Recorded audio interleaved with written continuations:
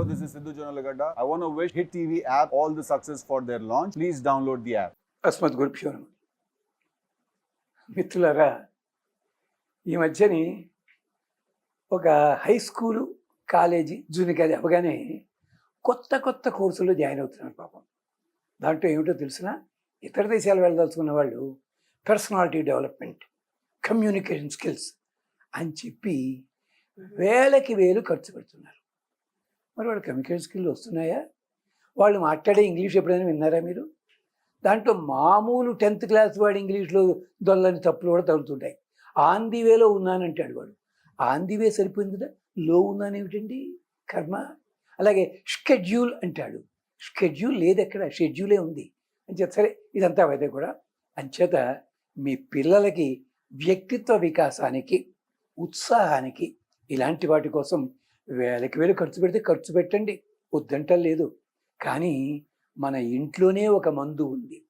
ఏమిటో మందు తెలిసినా? తేనె. ఒక 5-6 స్పూన్ల తేనె చిన్న పాత్రలో పెట్టి దేవుడికి నైవేద్యంగా పెట్టి, ఇప్పుడు చెప్పే శ్లోకం పిల్లలైతే 27 సార్లు చదవడం మంచిది. వాళ్ళ పేరుతో పెద్దవాళ్ళు చదవండి, ఉత్సాహం కలుగుతుంది.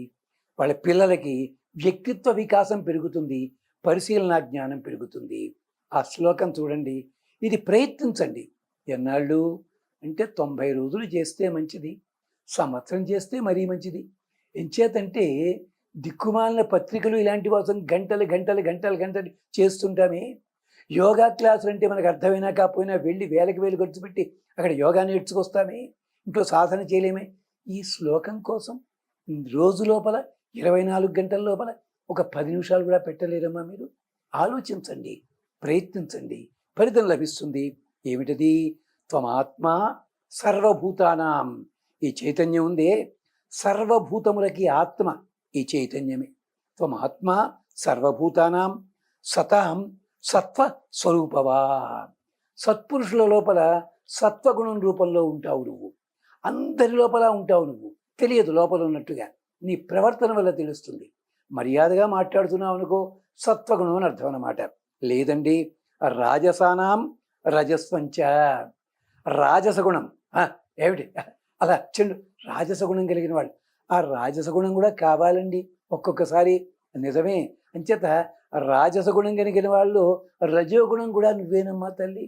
అంతేకాదు, ఇంకొకడు ఉంటాడు, మీదబడి ఖర్చేలా మాట్లాడుతుంటాడు, అని దానికి గాంధాన్ని తిడుతుంటాడు. తమో గుణం అది. తమో గుణం కూడా మనకు కావాలి. రావణాసురుని చంపేటప్పుడు నాయన బాణం వదులుతాను చూసుకో అంటాడా రాముడు? రావణ నిన్ను చంపుతాను, అక్కడ తమో గుణం అవసరం. రజోగుణం ఉంది, ఎవడో తలతిగ్గా మాట్లాడు, సమాధానం అలాగే చెప్పాలి, రాముడు తెచ్చుకుంటాడు. సత్వగుణం ఉంది, కైకమ్మతోటో దశరథుడితోటో హనుమత్. అంచేత ప్రతి వాడిలో 3 గుణాలు ఉంటాయి. ఈ 3 గుణాలు ఎక్కడ ప్రవర్తించాలో అక్కడ ప్రవర్తింపజేయాలి. కానీ సత్వగుణం ఎప్పుడూ మంచిది. అంచేత తల్లి, మాలోపల ఉండే సత్వగుణాన్ని నువ్వే, మాలోపల ఉండే రజోగుణాన్ని నువ్వే, మాలోపల ఉండే తమో గుణాన్ని కూడా నువ్వే. నువ్వేం చేయాలి?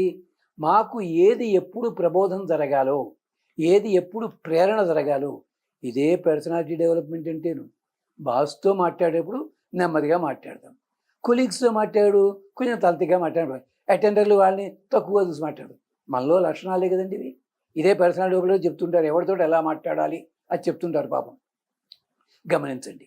అందుకని ఇది చేసినట్టయితే మన పిల్లలకి వ్యక్తిత్వ వికాసానికి చాలా అందంగా పనిచేస్తుంది. మళ్ళీ ఒక్కసారి శ్లోకం చెప్పుకుందాం. త్వమాత్మ సర్వభూతానాం సతాం సత్వ స్వరూపవాన్ రాజసానాం రజస్వంచ తామసానాం తమ ఏవచ. వాడి లోపల తమో గుణం నువ్వే. అందుకనే రావణాసుడు తమో గుణం ఉన్నా అన్నాడు, బతకగలిగాడు వాడు. మరి అన్ని వేల మంది రాక్షసుల్ని చేతిలో పెట్టుకోలేదండి. రజోగుణం ఉంది, వానర సైన్యాన్ని చేతిలో పెట్టుకున్నాడు. వాలి సుగ్రీవులందరూ కూడా తమో గుణం, సత్వగుణం ఉంది. రాముడు కృష్ణుడు అంతా సత్వగుణం చూపించిన వాళ్ళే.